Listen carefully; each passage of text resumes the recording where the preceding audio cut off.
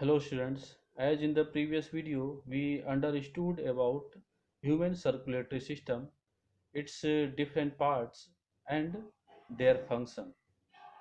In this video we will understand about transportation in plants.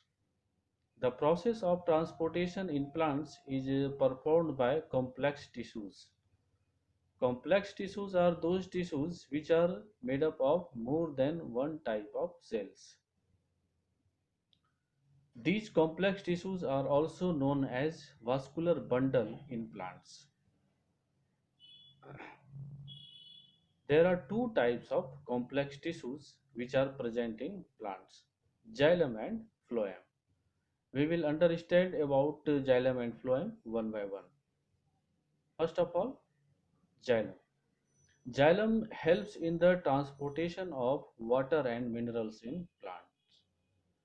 It is composed of different types of cells, which includes tracheids, xylem vessels, xylem parenchyma, and xylem fiber. In these different types of cells, tracheids and xylem vessels are conducting elements, which help in the process of transportation. Xylem makes a continuous tube which runs from roots to stem and right up to the veins of the leaves. So, xylem helps in the process of transportation of water and minerals from roots to different parts of the plant. Second is phloem. Phloem helps in the transportation of food materials synthesized during the process of photosynthesis in plants. Phloem is composed of different types of cells which includes sieve tubes, companion cells, phloem parenchyma and phloem fibers. In these different types of cells, sieve tubes are conducting elements which helps in the process of transportation.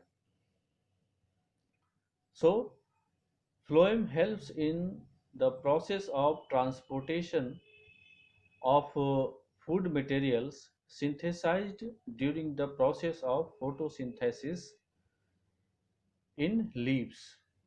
So, it helps in the transportation of food materials from leaves to different parts of the plant. The process of transport of food materials from leaves to different parts of the plant is known as translocation. So, translocation is the process of transport of food materials from leaves to different parts of the plant. Now, transpiration. Transpiration is the process of loss of water as vapor from aerial parts of the plant.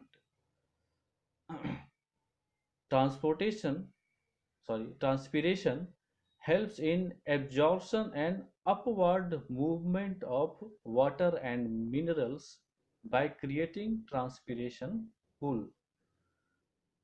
As transpiration is performed by aerial parts of the plant, aerial parts means upper parts of the plant which are directly contact with the sunlight.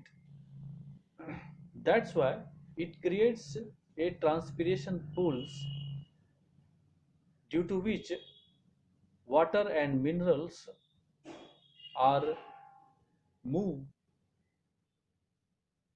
from roots to aerial parts of the plant, that is leaves. So it creates a transpiration pool which helps in the movement of water and minerals from roots to aerial parts of the plant. Transpiration also helps in temperature regulation in plants. It regulates the temperature of the plant. Now, ascent of sap. The upward movement of water and minerals from roots to different parts of the plant is called ascent of sap. Ascent means to move upward. So, The process of upward movement of water and minerals from roots to different parts of the plant is known as ascent of sap. Now, we can differentiate xylem and phloem. That xylem carries water and minerals from roots to different parts of the plant, while phloem carries product of photosynthesis from leaves to different parts of the plant. The movement of xylem, the process of movement of water and minerals by the xylem is unidirectional, that is from roots to different parts of the plant, that is in upward direction, while the process of movement of food materials in phloem is bidirectional, that is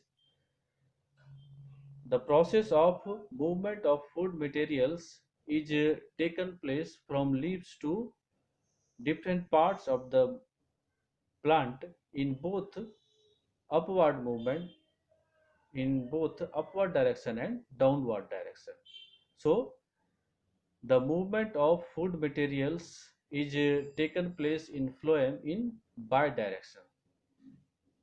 It means food materials moves in both upward and downward direction. During the process of movement or during the process of conduction of water and minerals, there is no energy is used by xylem, but phloem uses energy in the form of ATP for conduction of food materials. These are the few differences between xylem and phloem. Now, the process of transportation is completed in both animals and plants.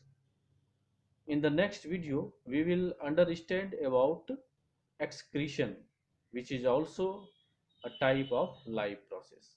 Thank you for watching this video.